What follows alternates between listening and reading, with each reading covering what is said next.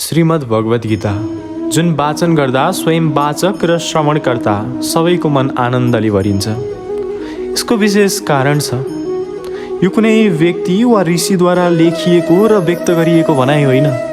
यो स्वयं कृष्णद्वारा व्यक्त गरिएका भावहरू हुन्। यो नै वास्तवमा परम धर्म हो। जसरी अर्जुनले भगवानका मुखरबिन्दबाट सिधै यो गीताको उपदेश सुनेर ग्रहण गरे, हामीले पनि त्यही रूपमा यसलाई बुझ्नु पर्दछ। यदि कुनै मानिसलाई शिष्य परम्परामा रहेर र मनगढन्ते व्याख्याबाट बचेर भगवत गीता बुझ्ने पर्याप्त अवसर प्राप्त हुन्छ भने त्यो व्यक्ति सम्पूर्ण वैदिक ज्ञान तथा संसारका सबै शास्त्रहरू पढेर पारङ्गत भए जत्तिकै हुन्छ। भगवत गीतामा पाठकले अन्य सबै शास्त्रहरूमा भए जस्तै कुराहरू पाउँदछन् र साथै ती कुराहरू पनि पाउँदछन् जुन अन्यत्र कतै पाइँदैन। यही नै भगवत गीताको विशिष्ट स्तर हो। भगवान श्रीकृष्णबाट सिधै भनिएको हुनाले यो पूर्ण रूपमा अध्यात्म विज्ञान हो। वैदिक युगदेखि नै पवित्र तीर्थस्थलका रूपमा रहेको कुरुक्षेत्रको युद्धभूमिमा यो दर्शनको जन्म भएको मानिन्छ। जब कुरुक्षेत्रको युद्ध आरम्भ हुन लाग्छ, तब अर्जुनले कृष्णसँग आग्रह गर्छन्, हे अच्युत, कृपया मेरो यो रथ दुवै सेनाका बिचमा लगेर अड्याइदिनुहोस्, ताकि मैले दुवै पक्षका सेनाहरू को रहेछन्, कोसँग मैले युद्ध गर्नुपर्ने हो जान्न सकौँ।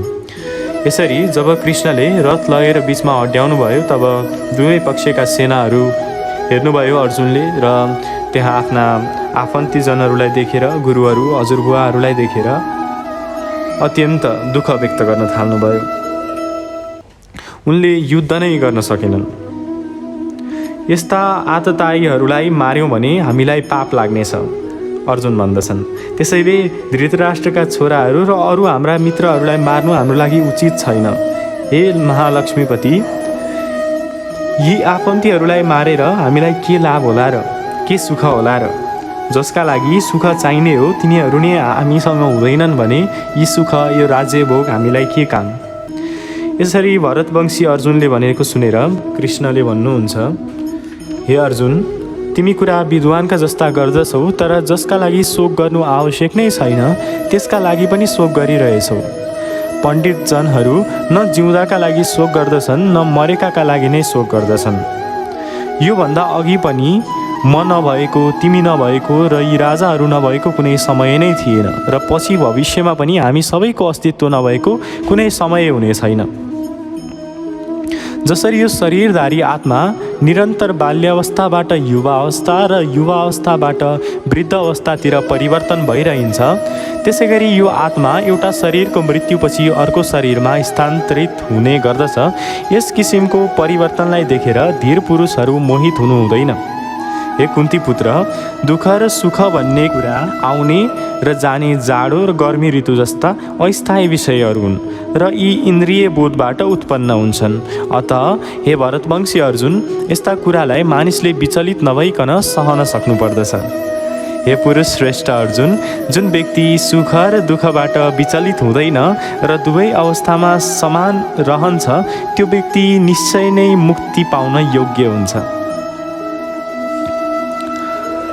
यो सम्पूर्ण शरीरहरूमा व्याप्त छ र त्यसलाई तिमीले अविनाशी सम्झनु पर्दछ।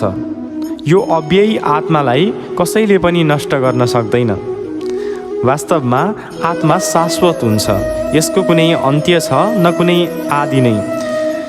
अविनाशी, अपरिमेय र शाश्वत जीवात्माको भौतिक शरीर नाशवान छ। त्यसैले हे भरतवंशी अर्जुन, तिमी युद्ध गर। जसले यो जीवात्मालाई मार्ने ठान्दछ र जसले यसलाई मर्नेवाला ठान्दछ, यी दुवै अज्ञानी हुन्। यो आत्मा न मर्दछ न जन्मन्छ नै। आत्माका लागि न कहिल्यै जन्म छ न मृत्यु। आत्मा कहिल्यै जन्मिएन, जन्मिँदैन र जन्मिने छैन।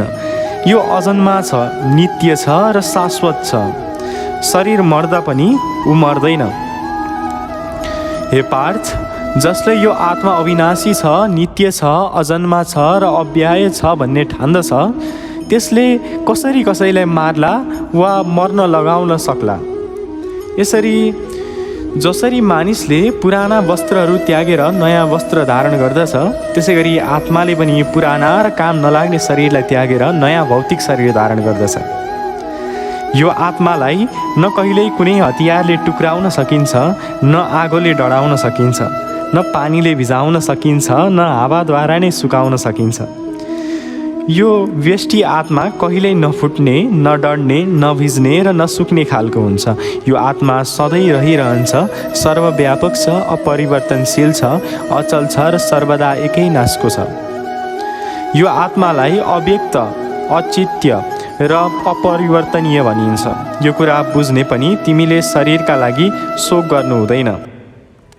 यदि तिमीले आत्मालाई सधैँ जन्मिरहने र सधैँ मरिरहने ठान्दछौ भने पनि हे महाबाहु, तिमीले यसका लागि शोक गर्नुपर्ने कुनै कारण नै छैन। जो जन्मिएको छ त्यो अवश्य नै मर्छ र मरेपछि फेरि अवश्य जन्मिन्छ। अत आफ्नो नगरी नहुने कर्तव्यको पालन तिमीले गर्नै पर्दछ र यसमा शोक गर्नु हुँदैन। जन्मनुभन्दा अगाडि सबै जीवहरू अव्यक्त अवस्थामा हुन्छन्। जन्मेर नमरुन्जेलको मध्य अवस्थामा तिनीहरू व्यक्त हुन्छन् र मरेपछि फेरि अव्यक्त नै हुन्छन्। अत यसमा शोक गर्नुपर्ने कुनै आवश्यकता नै छैन। यो आत्मालाई कसैले आश्चर्यका रूपमा हेर्दछन्, कसैले आश्चर्यका रूपमा व्याख्या गर्दछन्, कसैले आश्चर्यकै रूपमा यसको बारेमा सुन्दछन्, तर कोही यसका बारेमा सुनेर पनि केही बुझ्न सक्दैनन्। हे भरतवंशी अर्जुन, शरीरमा रहने शरीरका स्वामीलाई कहिले मार्न सकिँदैन, त्यसैले कुनै पनि जीवात्माका लागि तिमीले शोक गर्नु पर्दैन। एउटा क्षत्रियले गर्नुपर्ने विशिष्ट कर्तव्यलाई विचार गरेर धर्मका लागि युद्ध गर्नुभन्दा राम्रो अरू कुनै कार्य छैन भन्ने कुरा तिमीले बुझ्नु पर्दछ र यस्तो कार्य गर्न तिमीले कुनै सङ्कोच मान्नु पर्दैन।